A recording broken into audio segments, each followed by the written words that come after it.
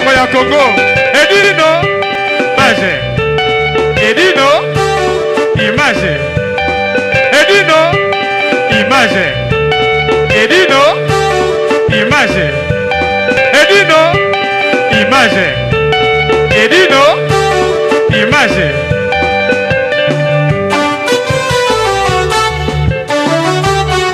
ouais edino image panza sango ya Congo sango ya Congo ekenda etambola mokili mobimba bayeba nini ekoleka na mboka oyo Congo awe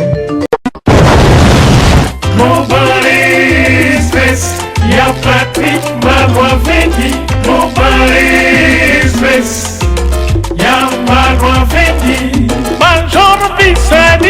I baby you I kufi baby grave c'est chaud et ça oyinda umela soki oyena agence ote veut dire umela te Global Express c'est Patrick Malwavengi Rue Lion numéro 25 baby agence ya grave agence ya munene oyo tozoko tinda ba koli na biso na Kinshasa ba koli na biso na Angola ba koli na biso na Brazza po koli le koma kitoko il faut le kana Rue Lion numéro 25 et puis Patrick Malwavengi balobi Global Express souka l'agence soko yete veut dire oumela te pona kati agence oyo tozana ba service ebele okotinda ba carton okotinda bilamba et puis tozali na service moko futi mbongo mutaza na Kinshasa kozwa traitement au futi mbongo mutakufi na Kinshasa bakokunda ye kitoko chez Patrick Malwavengi balobi service kitoko soko lingo oumela foya na Rue Lion numéro 25 na Global Express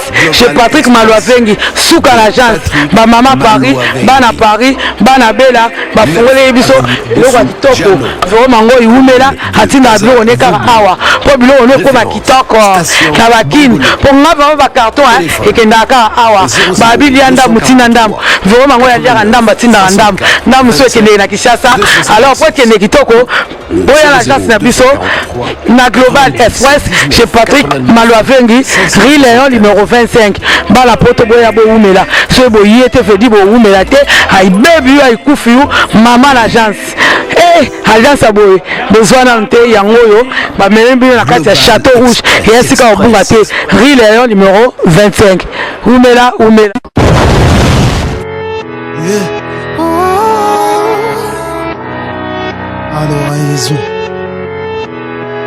à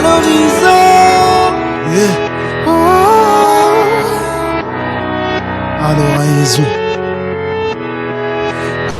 dans la commune de Kalamou, plus précisément dans le quartier Matongé, et on va devoir donc échanger avec cette habilleuse au nom de ML aussi, à qui je vais dire déjà bonjour. Bonjour. Vous allez bien? Ça va, merci. Alors, bienvenue vous surprendre notre maison, merci. Vous surprendre notre maison. Alors, on voulait d'abord avant tout parler de commerce. D'accord. En fait, difficulté le pisto kuta na ngo ezanini.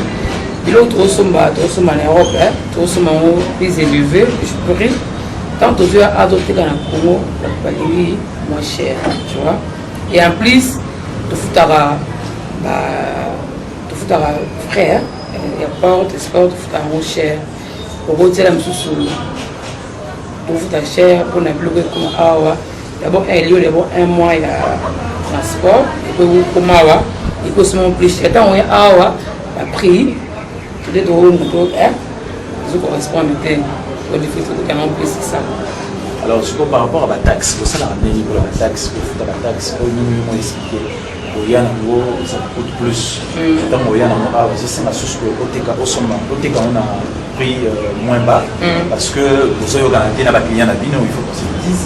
Alors, ce que ça la pour affronter la taxe la taxe, tu ne pas trop parce que taxe c'est tout à fait normal. Hein? Tout à fait normal. Tout le monde, quand tu travailles, tu dois payer tes impôts. Là, ça ne me dérange pas trop. Pour impôt paysan, on paye pas prix normal. On est un peu catégorie la catégorie. Si vous êtes commerçant, tout le monde peut assez, vous faut passer. Si vous êtes moyen, vous faites moyen. Si vous êtes tout le monde faut faire il n'y a pas de problème. Alors, par rapport il y a un commerce triangulaire, le commerce triangulaire, tu veux dire simplement likambo oyo ya baexpatrié étranger oyo bakomi koya koteka ntina détail pendant que eza même pas autorisé na loi na biso. Alors je sais pas ezohandicapé bino te to momoni okoki na bino koteka elongo na bango en détail. Voilà, vraiment c'est vrai, ça me dérange, hein. Ça me dérange parce que bango le but na bango eza ba grossiste, c'est-à-dire baza en gros faut pas fallait bateka na bloc en gros, mais bango scolaire qui va continuer koteka en gros ba komi ko détailler parce que biso et comment déranger biso ils ont cassé biso payer marché. Donc biso kuto ke suma ya mo so pas na bango en gros ko biso teka de tête to la ndela mo 1000 francs mo 2000 francs bango so ba koti koteka comme teka sur un détail côté en tout cas ils ont suma biso ils ont rangé biso. Alors étant que commerçante pour proposer biso ba tous chacun montre à jouer tout à garder l'activité dans une single travail. Si vous avez grossiste, vous grossiste. S'il vous plaît. Si vous avez grossiste, vous grossiste. Si vous avez détaillant, vous avez single détaillé. Parce que si vous avez grossiste, comment détailler? Si vous avez détaillé, ça va être difficile, tu vois. Donc, conseil, c'est bon quand vous avez grossiste. Gardez cap ni na qui grossiste comme ça ba ya pa na yo ba so mwana gros qui va détailler pour la data muke pour ça ba grossiste ba comme détailler les vous so pas na bango na ndenga ngo oye a détailler yeso kuna comme détailler au monde MC azo gagner bino zo gagner la vie là ça me dérange vraiment ça nous arrange pas trop. Alors un autre problème, bon, disons nous sommes ici en ce moment dans cette petite ML Photo le Bango. Alors, de nous, il y a la spécialité à ML pour la téléspectateur, on peut se voir là. Parce que la maison a la spécialité, dans les sociaux. Avec la l'habilité, dans le l'hiver, je ne sais pas trop. Il y a une spécialité, il y a une qui moi. Et puis, source, ça va payer. D'accord. Bon, chez ML, vous avez un amant là, ça va pas un bal. Pas un bal, la veste, les alliés, la chaussure, tout ce qu'il y a, un bal. Chez ML. Là, ça va plus bas dans pied. Bas dans pied, soit oui, na moi na, aussi la bien. Là, ma fille, ma maman, Saki, Bilama, tout les amis. Pour se rassurer, les questions, notamment pour sortir des soirées haut de gamme, des soirées classiques. Après, tu as tout le MLB, pour une pensée, bien évidemment, parce que Bilama, côté de là-bas, ça ne suffit pas, comme je me souviens, au sommet, pour sa pensée, mais il fait, aux hommes de là-bas. Ce qui est un mariage, soirée, anniversaire ou bien sortie, il n'y a pas de problème, on a bien accueilli. Soit que nous, on a la soirée, on a la tête, c'est on s'est retrouvé, on a la soirée, on a la manière, on s'est retrouvé, soirée des demain. Ok, alors, oui, ce sont des sources naïoté. Sources naïoté. Sources naïoté, nous on a à Paris. Nous on a à Paris. Italie. Paris, Italie. Paris, Italie. Soit à Paris, Italie. Alors, à part au vestimentaire, vous avez autre divers, vous tirez dans la maison, on doit nous parfum, on doit nous le bureau. Global Express, c'est le landing à Moukiete. C'est boye boza décidé donc boya ebele. Nakata Global Chitunga wo. Global Express. L'agence Los Angola, nous pas envier las cosas en barco, en avión y todo Angola. Global Express en Paris. Ici Congo. Y agence Global Express. Il y a pour France, pour Paris. Si métro Château Rouge. Agence yetu mufilisa zikoli zikwendela mu avion zikwendela mpe mu bateau mu masuwa zikarton donc ina ku métro Château Rouge pour Paris.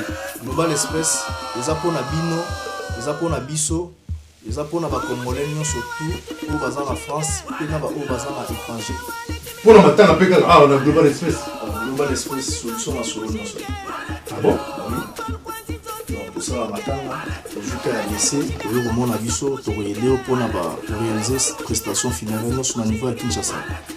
C'est simple au foutika à Paris to s'en charger la makamio sur selon ndenge yo kolingi ezala. Na ko tinda ba cameraman na kuna?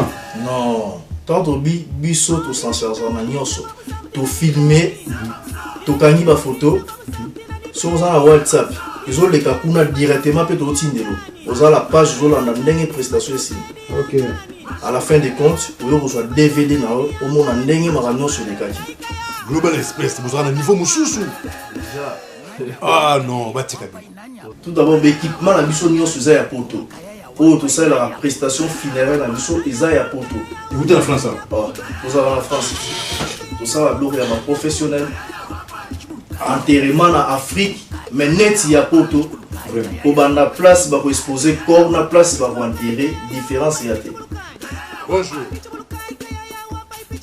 yango na yebisaki bango bako pakata si ba pakata ki déjà 2016 oyo biso tokotia on a Global Express vitesse de diffusée bango na château bleu na bango basi balala biso toza na kati ya château rouge mais biso na global tozotinda